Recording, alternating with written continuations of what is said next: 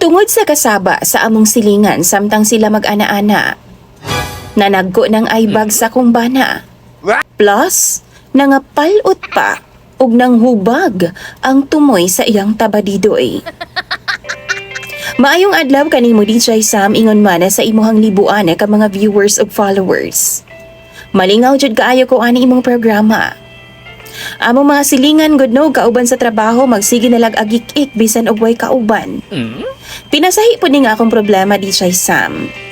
Mamasin pud ko nga basin bisan gamay lang gud nga pamaagi.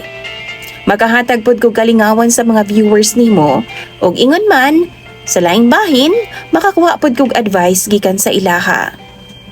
Dugay na gyud nako ning gihambin DJ Sam nga problema. Apil na pud ang akong bana. Hangtod karon no nag-suffer gihapon mi.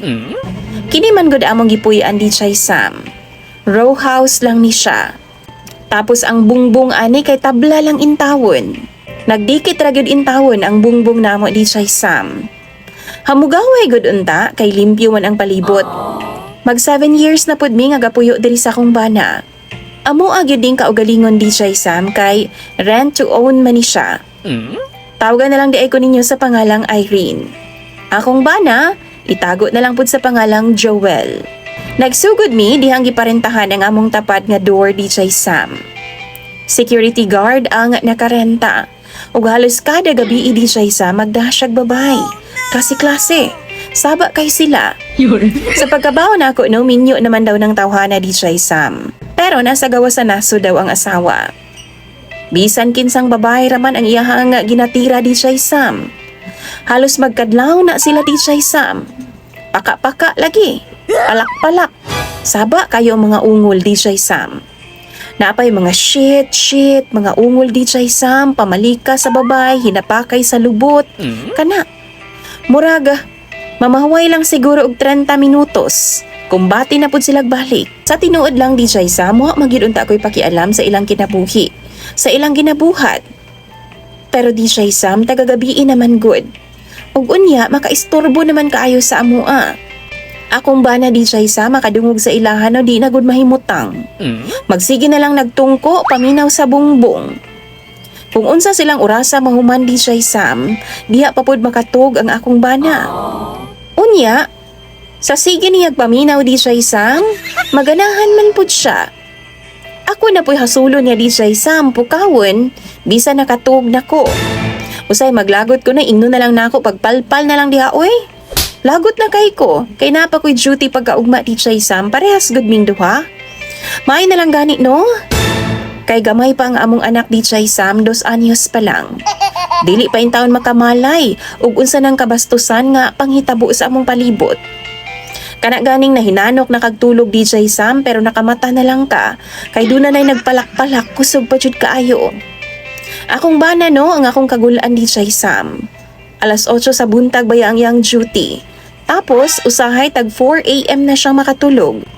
Tungod kay mao pa man ay pagkahuman og bugno sa among silingan DJ Sam.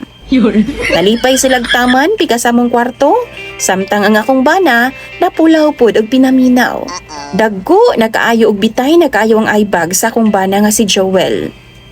Ako siyang giingnan nga dito na lang una mi kang mama DJ sa mamuyo aron nga makaplastar pod mi ba makatulog big tarong.